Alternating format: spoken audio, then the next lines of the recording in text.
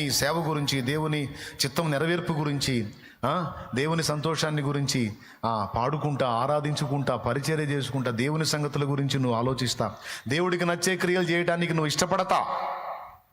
సాటి మనిషికి హెల్ప్ చేస్తే దేవుడు సంతోషపడతాడు. నేను చేస్తా. దీనులకు సేవ చేస్తే దేవుడు సంతోషపడతాడు. నేను చేస్తా. రోగులకు సేవ చేస్తే దేవుడు సంతోషపడతాడు. నేను చేస్తా. పరిశుద్ధులకు ఉపచారం చేస్తే దేవుడు సంతోషపడతాడు. నేను చేస్తా. ఆర్తులకు, అన్నార్తులకు ఇంత సాయం చేస్తే నా దేవుడు సంతోషపడతాడు. నేను చేస్తా. కష్టపడ్డ వాడికి తగిన సహాయం చేస్తే సంతోషపడతాడు. ఎవరు? నా దేవుడు సంతోషపడతాడు. దప్పిగొన్నవానికి దాహం ఇస్తే దేవుడు సంతోషపడతాడు. ఆకలిగా ఉన్నవానికి అన్నం పెడితే దేవుడు సంతోషపడతాడు. వస్త్రహీనునికి ఇంత వస్త్రం ఇస్తే సంతోషపడతాడు. ఎవరో? వస్త్రం పొందినోడే కాదు, పైన దేవుడు కూడా సంతోషపడతాడు. ఇలా ప్రతిదీ ఇది చేస్తే ఆయన సంతోషం, ఇది చేస్తే ఆయన సంతోషం, ఇది చేస్తే ఆయన సంతోషం, ఇది చేస్తే ఆయన సంతోషం. ఎప్పుడైనా మంత్రి గారినో ఎవరినో పెద్ద వాళ్ళని కలవటానికి నువ్వు వెళ్ళినప్పుడు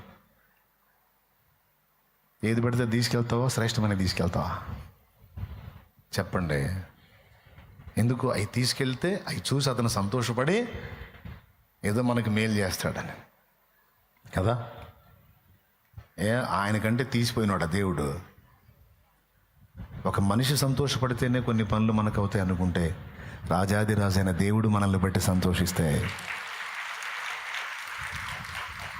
ఈ చెడుతనం చేస్తే ఆయన బాధపడతాడు. ఇది ఇష్టం లేదు ఆయనకి, మానేస్తా. వద్దంటున్నాడు, వదిలేస్తా. ఇది చేస్తే దేవునికి ఇష్టం, ఇది చేస్తే దేవునికి ఇష్టం, దేవునికి సంతోషం, అయితే చేస్తా అని ఒక దేవుని ప్రేమించే వ్యక్తిగా ఇక ముగిస్తున్నాను నేను.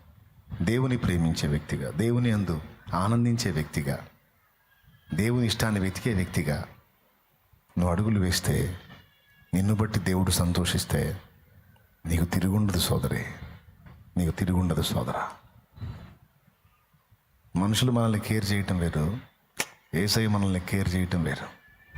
ఆయన చాలా అద్భుతంగా మన విషయంలో ఆయన శ్రద్ధగా ఉంటాడు. నా సేవా జీవితంలో ఒకే ఒక్కసారి అన్నం లేని రోజు వచ్చింది. ఒకే ఒక్క ఛాన్స్ వచ్చింది. అన్నం లేని రోజు. భలే ఛాన్స్ అనుకున్నా. అది కూడా దక్కనిలా. ఇంట్లో అన్నం ఉన్న రోజు తినే ఐటెం కన్నా ఎక్కువ ఐటెం ఆ రోజు తినేటట్టు చేశాడు. ఏమయ్యా, ఒక్క రోజన్నా పస్తు ఉన్నాయా?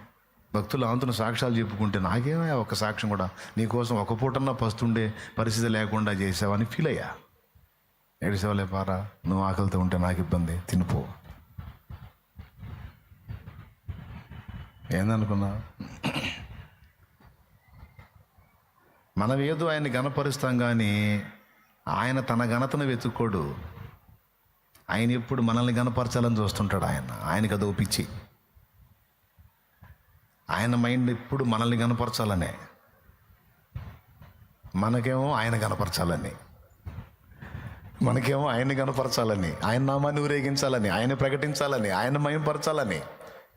సరిపోయింది. మన పిచ్చి ఏమో ఆయన మయంపరచాలని, ఆయన పిచ్చేమో